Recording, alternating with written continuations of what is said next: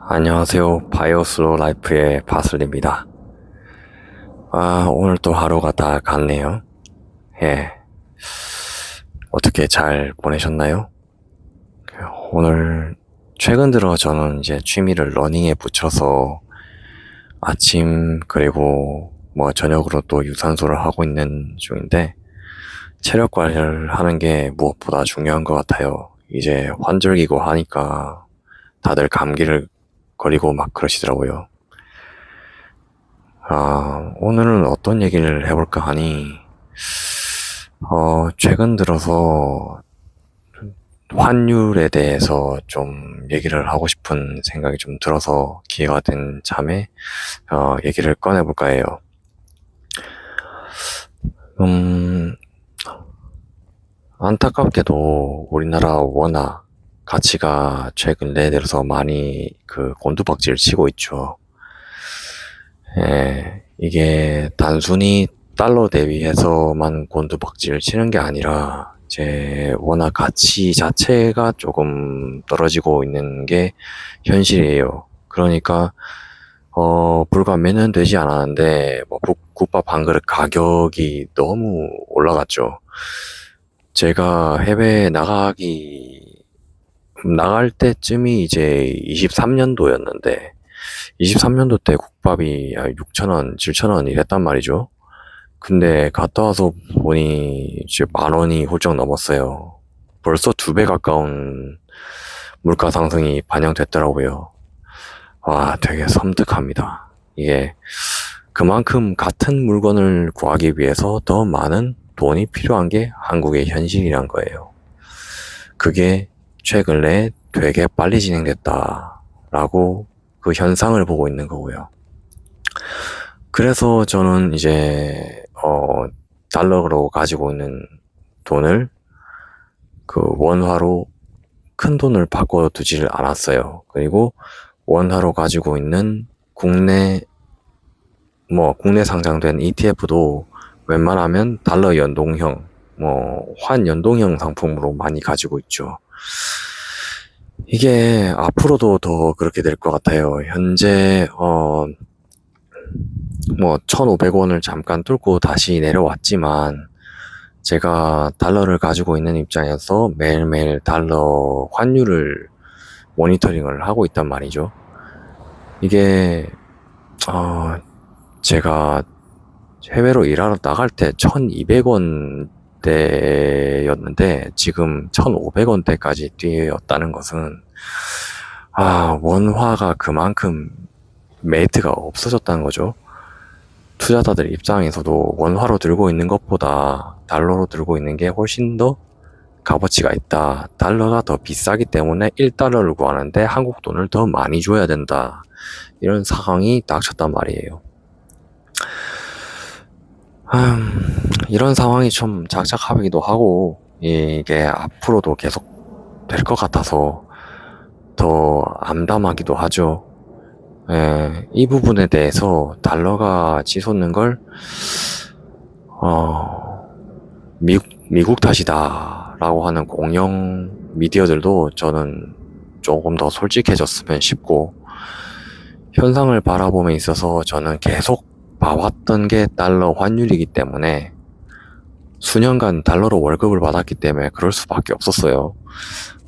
그래서 이게 달러 환율이 올라간 게 단순히 미국 탓이 아니고 미국도 몇 년 전에 비해서 달러의 가치를 많이 낮췄어요. 최근에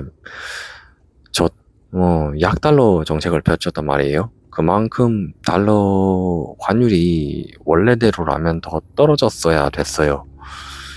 그런데 그 와중에 우리나라에서는 되게 돈을 뿌리는 행위들을 많이 했죠. 예, 코로나 지원금부터 해서, 시민단체들에게 막 뿌리는 것들. 과연 그런 것들이 생산적인 활동인가? 이 돈을 쓴 만큼 아웃풋이 나오는 것인가? 라고 보면 저는 단호하게 아니라고 말할 수 있어요. 예, 이게, 100원을 들여서 120원의 가치를 창출하는 그런 행정을 나라에서 잘 하질 못하고 있다라는 걸 최근 들어 많이 느껴요. 그래서 저는 달러로 가지고 있는 자산을 한국 돈으로 바꾸지 않으려고 하고 최소한의 생계 비용들만 조금씩 환전해서 사용하고 있어요. 물론 달러도 인플레이션을 맞죠. 한국과 똑같이 이제 화폐란 건 계속해서 인플레이션을 맞게 되는데, 그래서 달러도 달러만으로 화폐로 가지고 있는 게 아니라 달러 자산으로 가지고 있어야 돼요. 달러에 해당하는 달러 자산, 달러 기반의 자산들, 그런 것들로 가지고 있으시는 게 훨씬 유리할 것이고, 언론에서도 뉴노말이다, 1,500원 뉴노말이다 이러는데, 제가 바라본 미래는 이거 아직 뉴노말 오지도 않았다. 앞으로 더 암담해질 미래만 그려진다 거든요. 그 근거로는 국가에서 걷어들이는 세금, 그리고 이제 뿌리는 돈, 이런 것들이 있는데, 표면적인 세금 증세 이거 외에도 국민들에게 안 보이는 세금이 또 하나가 더 있답니다. 그게 복지 정책들이에요. 추경, 그 단어, 그게 제일 무섭죠. 양적 완화, 이런 단어들이에요. 이게 결국은 돈을 더 찍어내겠다는 겁니다. 돈을 가지고 있는 돈을 더 찍어내서 사용하겠다. 보통 세금을 국민들한테 걷죠.